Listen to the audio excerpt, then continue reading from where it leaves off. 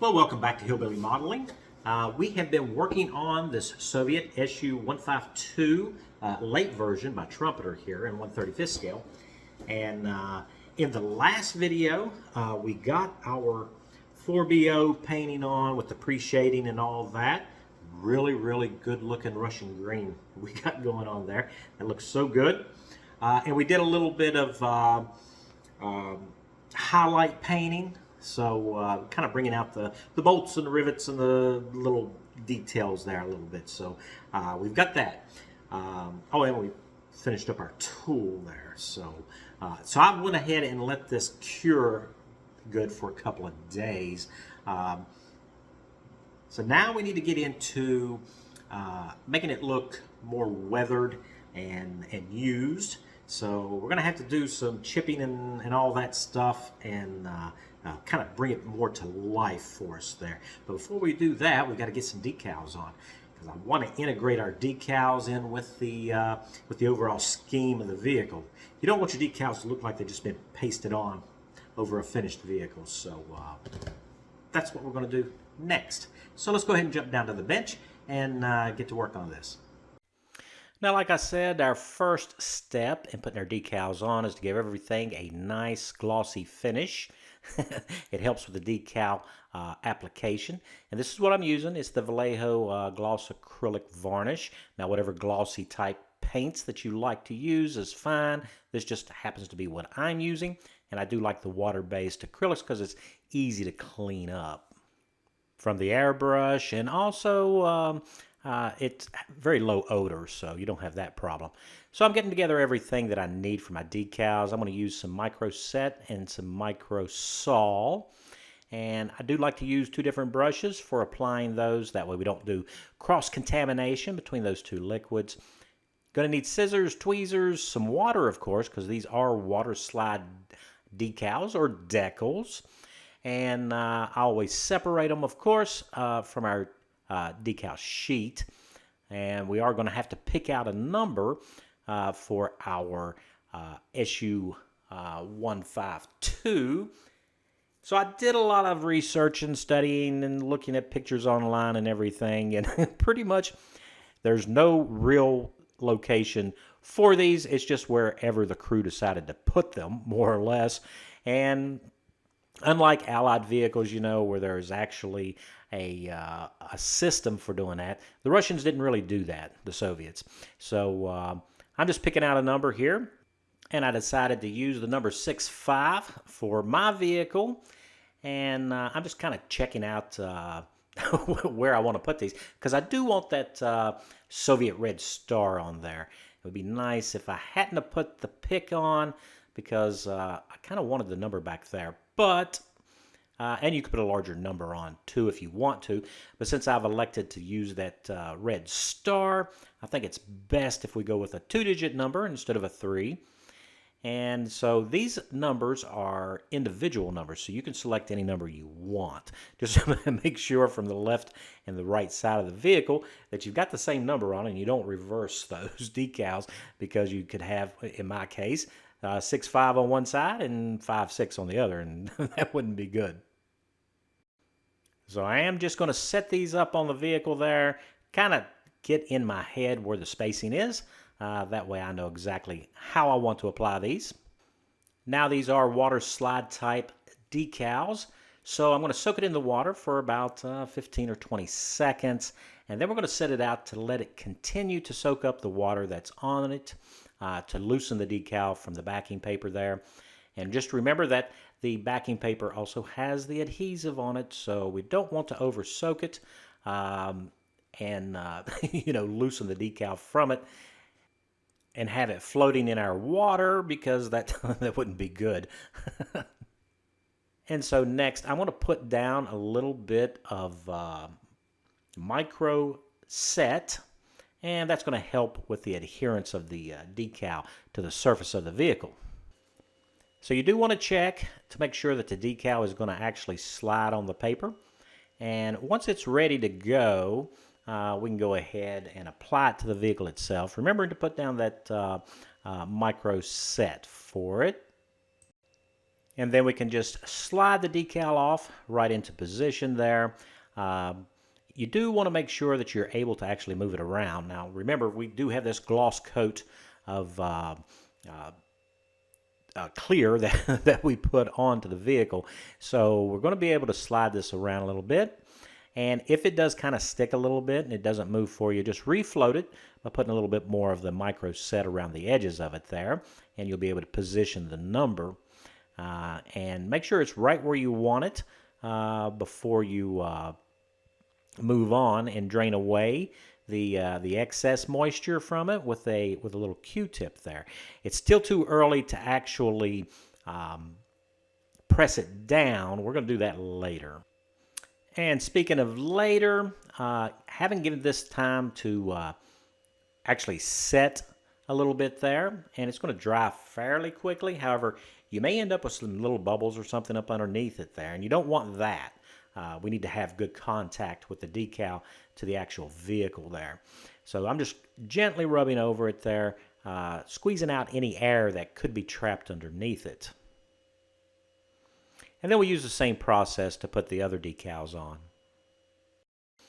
Once the decal has affixed itself into place, you can come back over it with some micro set, which will slightly soften it. But in this particular case, because of these decals being really thin, I do use some micro sol on it to make them even more soft. That way it will kind of sink into the little pits and everything that's on the armor plate there. And as you can see, I've chosen numbers that are kind of bold and thick because these would have been applied by the actual crew in the field once they had received the vehicle. That didn't come from the factory with the numbers on it. And I am making sure to leave enough room forward there for my my Soviet star. And here we are with all of our decals applied here. And they look pretty good. And these really thin decals that are included in the kit from Trumpeter, you do need to be careful because you can wrinkle them really easy. So I do go over them a couple of times with the micro saw to make sure that they settle down nicely. And once they are completely dry, we are going to go back to the paint booth and spray over these decals with the gloss acrylic varnish here. And that has the ability to actually kind of build up around the edges a little bit there, which is how paint wants to collect. And this is with it already applied and dry, and you can see how the numbers really do just sink right into the paint there. So they look like they're practically painted on, which is the look that we're going for. The red star, not so much, but once we get our final flat coat over top of it, these are going to look really, really good. So the next step in the process is to use a little bit of panel liner. Now there are different types of panel liners and washes and stuff that you can use. I'm using the Tamiya stuff here, which is enamel based, which means for cleanup we'll be able to use enamel thinner for that. Because there are going to be spots on there that we're not going to like. We're going to need to take care of and get it nice and cleaned up so we don't have any bad splotches anywhere. So to apply our panel liner here, I'm going to use a long pointy brush here. Kind of holds a lot more product, and we'll be able to pretty much target the exact areas where we want it.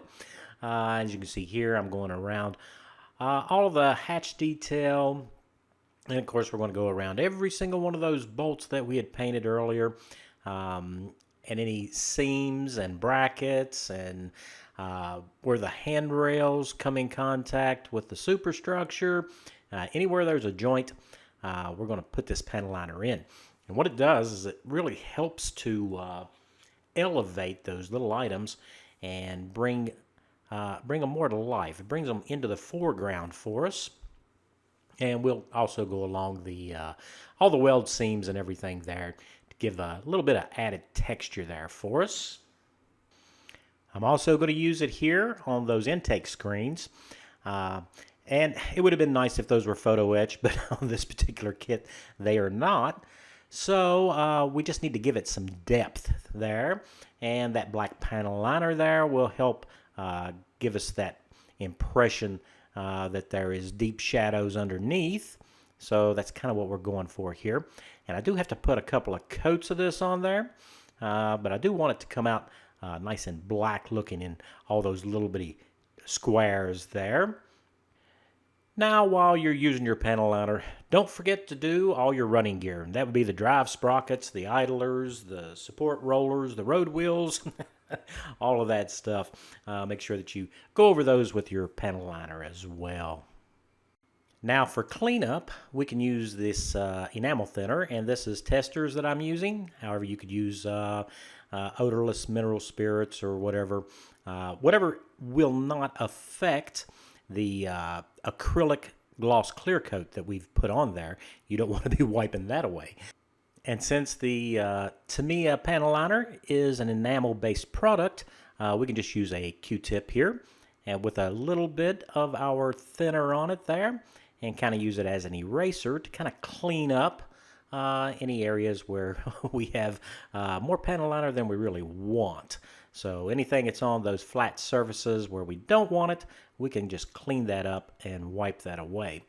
Now it does help to do this in a couple of sessions at least, one to get the majority of it, and then kind of walk away from the model, come back later, give it a fresh look, and you'll see all the little spots that you missed. And sometimes you will see areas where you didn't apply any panel liner at all, and you need to come back and add a little bit more, do a little bit of cleanup, and just make sure that everything looks exactly like you want it to before you move on to the next step. Now once that has dried, I'm going to do a little bit of chipping. I'm going to go back to my base color, which is the 4BO, and I am not going to lighten it up.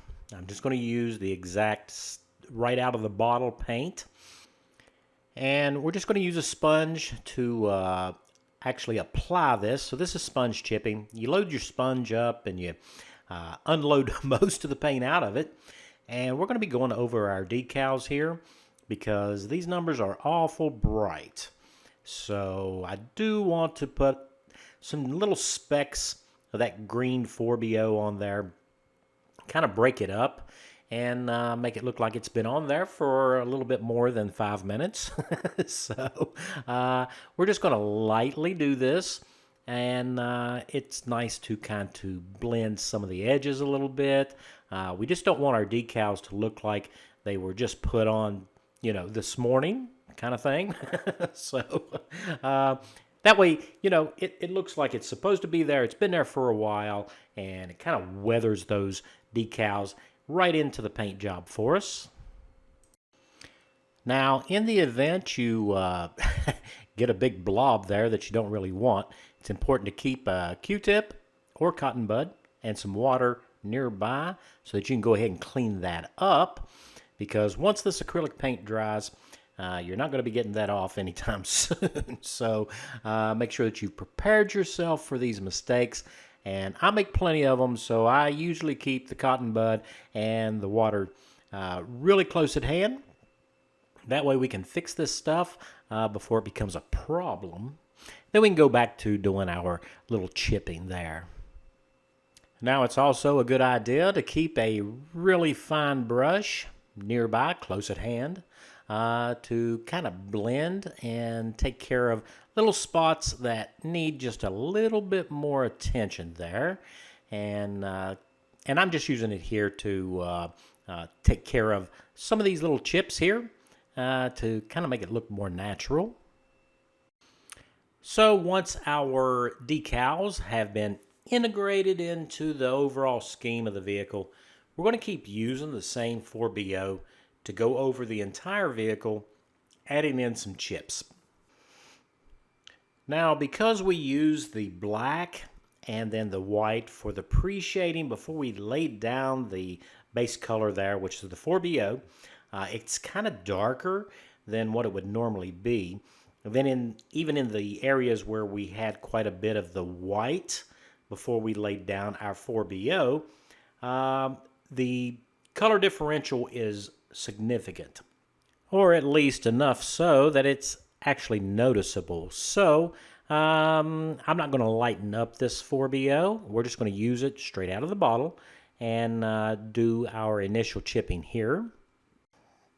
And we're using it to break up those big flat surfaces and also to kind of highlight the corners and edges, which are areas which you would really expect to be chipped. Now, in all the models that I've built, I've kind of learned over the years that small chips are good, big chips are bad.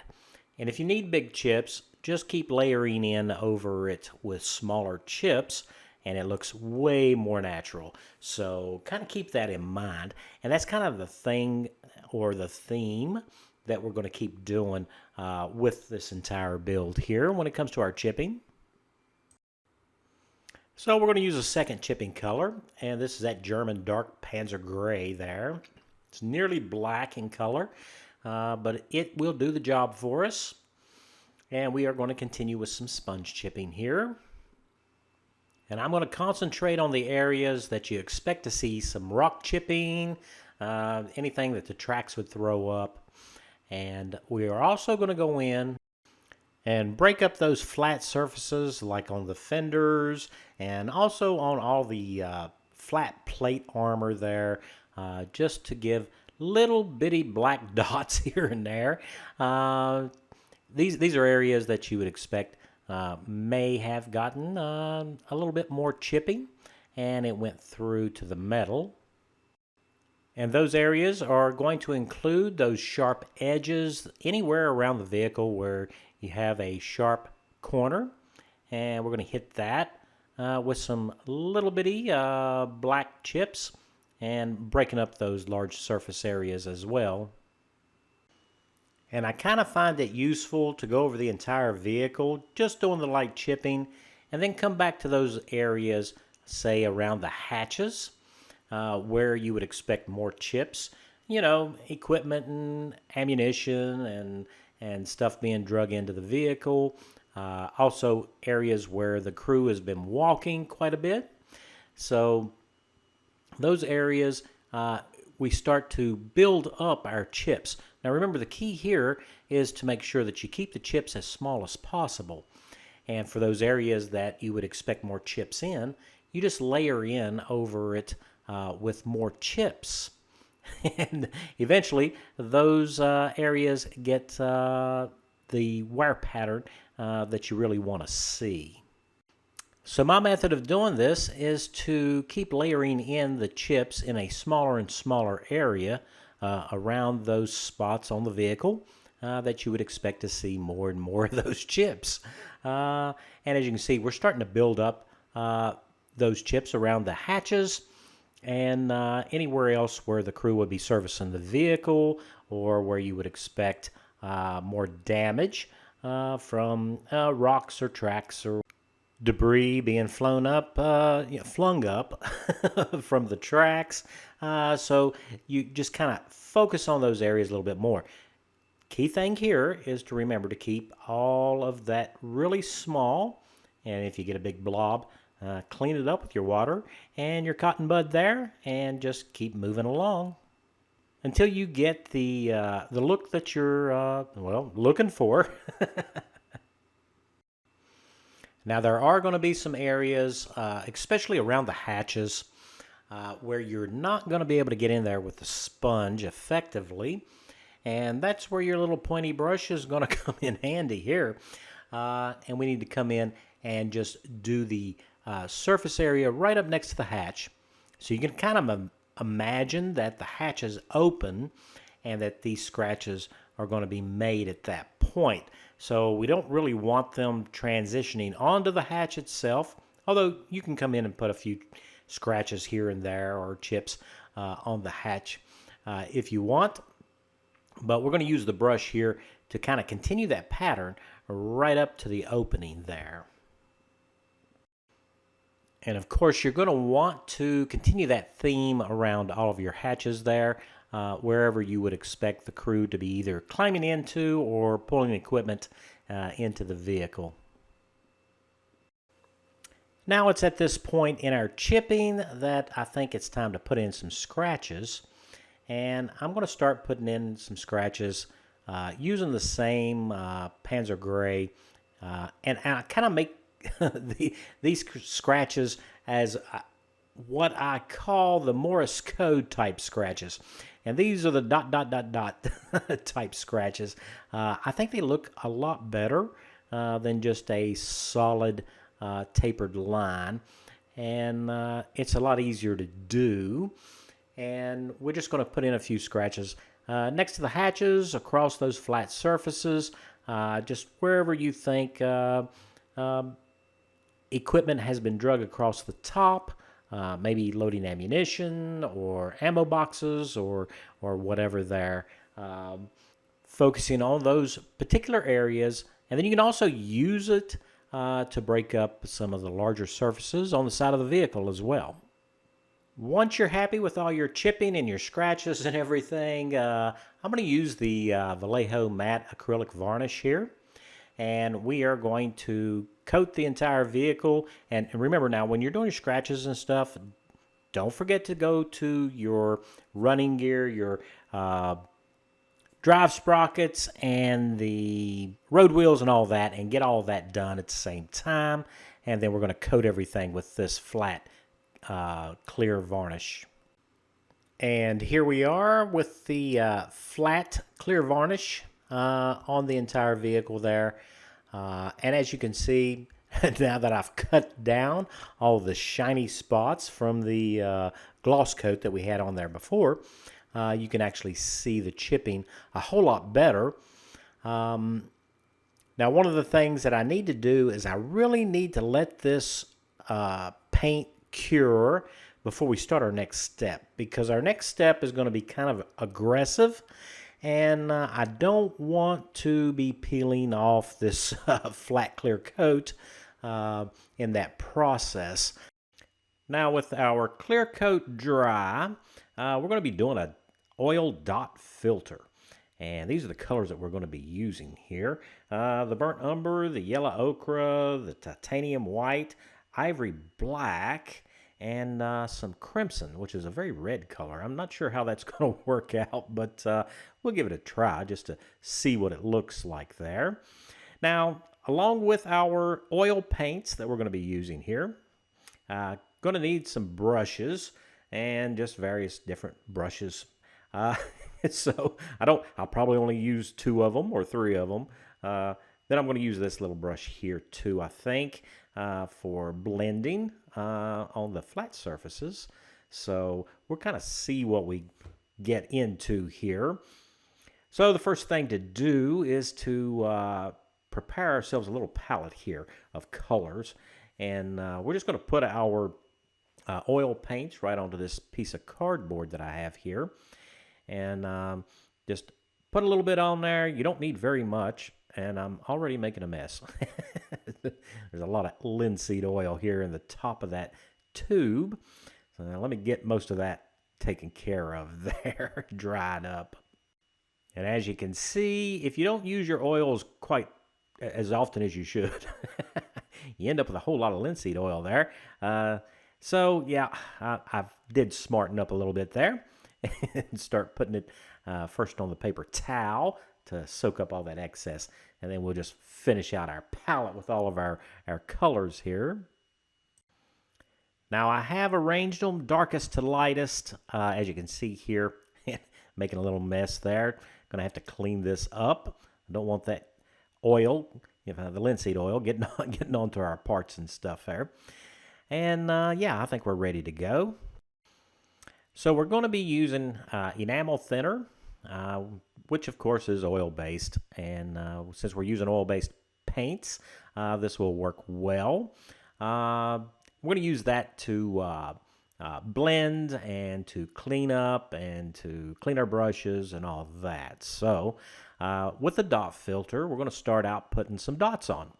And I do start out with the black here, and then we progress to a brown, which is the, let's see, the brown is the burnt umber. And we have our other colors too. Don't put a whole lot of dots on there, and you don't need very big ones because we're going to be kind of fanning these out a little bit and pulling and dragging them down the surfaces here. Just starting off on this one plate. which is the one that has the decals on it. And I am going to try just one little dot of that crimson, which is quite red. So we'll kind of see how that works out for us here. So once you get your dots on, and like I say, you don't need to have a whole lot of dots, we can start pulling these down and also pushing them up too, creating some streaks on our plate on the side of the vehicle. Now this is a really simple technique. I'm just taking a pointy brush right now so I can get in real close, and I can start doing some blending here. And the brush is just slightly moistened with a little bit of that enamel thinner. And you don't want to have a lot of paint build up on your brush. You need to keep it clean. And as you can see, the black comes out really dark. So we'll do some blending on that.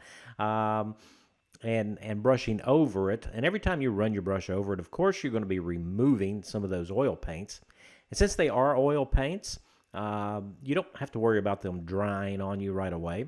One thing to remember, however, is that since we are using enamel thinner, that is going to really cut the linseed oil that's in these oil paints. So it will dry faster than it normally would by itself, because oil paints takes days and days to dry. But this will actually speed up the curing of these oil pigments here. So as you can see, I'm just streaking and getting in and pushing the paint around just a little bit. We want to try to keep in the water runoff direction, which would be straight down across the face of these semi-vertical plates that we've got here. So we're going to take care of all of the vertical, or mostly vertical, areas on the vehicle, as well as any other plate that is slanted or angled where, you know, the water would be running off of it instead of like standing on it. Now I decided to switch over to my wider brush here, and same method, just slightly dampened with the Testors enamel thinner, and that helps us keep the pigments moving and streaking in a in the direction that we want them to go in. Now it's at this point I decided to add just a little bit of white, not much, because titanium white is a very bright white. And as we blend this, what we end up with is more of a chalky look. So that is kind of a good way to add some additional types of streaks there. And as we pass over it and pull those pigments across the surface, as you can see, it starts to thin out for us, and it starts to leave that very characteristic chalky appearance there. And now, as you can see here, we've got some nice stuff going on there. I really like that look. So we're going to continue around all these mostly vertical surfaces and kind of repeat that process to kind of give it that weathered look. Now, while I'm doing this, I'm not really scrubbing on the surface. I'm just really lightly pulling the dampened brush across it. You don't want to be too aggressive with it there, or you'll eventually just remove all the pigments that you put on there. Now, one of the things I did find out is that the crimson red there was a really bad idea, and I removed all those pigments from the crimson red. I really did not react at it very well, especially when I pulled it down over top of the white numbering on the opposite side of the vehicle there. And yeah, I didn't like that. So I got rid of that. Here I am using the burnt umber just underneath, right at the attachment points for our handrails, kind of laying down a little bit of groundwork here for some rush streaks. We've come back with a different product later on, but I mean, you could entirely do this with oil paints if you wanted to. but I'm just kind of just laying it in here where you would see, the vehicle wasn't painted all that well from the factory. They were pushing these things out really quick, and you kind of expect some areas that's going to rust fairly quickly. And that's kind of what I'm going for here. And you can just use a pointy brush here to help pull that down. And if you pull on both sides of it there, you can get that nice tapered look. Now when it comes to the horizontal surfaces, like the flat armor plates on the top of the fighting portion of the vehicle and the engine deck, just going to use a more stippling kind of blending motion rather than a streaking motion, because these dirty areas kind of have water that sits on them, and they kind of fan out rather than run off. So that's kind of what we're going for here on these large flat areas. And as you do this, you can add more pigment or take some off. It's just kind of up to you. Just whatever it is that you would like to do. Just pick a better brush than I did because mine's starting to come apart. So it's probably its last run here. Okay, so we've made some really good progress here. my brush started coming apart on me, and it's leaving little fibers here and there. So I'll just make sure that I let it dry really good, and I come back with a good clean, a good quality brush, and make sure that I get any loose particles that brush may have left off of our vehicle there. Now, as you can see, we got that nice weathered streaking going on there. Yeah. So I'm going to have to let this dry a good 24 to 48 hours because it is oil pigments, and even though we have used the enamel thinner there in our blending and everything,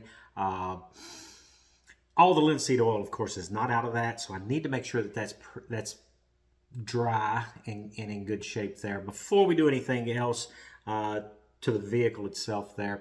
So, but it's looking really good. So we're in good shape there. So I guess that's going to wrap it up for this video. Special thanks to all my subscribers. It's because of you guys that I keep making these videos, and I hope that you enjoyed this one.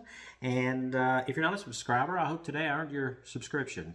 So yeah, this is the old dot filter method, which we haven't done on the channel in a long time. So I thought it was about time to resurrect that and do it there. So yeah, so we're in a good position here to kick off the next video, and we should be wrapping this up next video. So until I see you guys next Friday, you guys stay safe.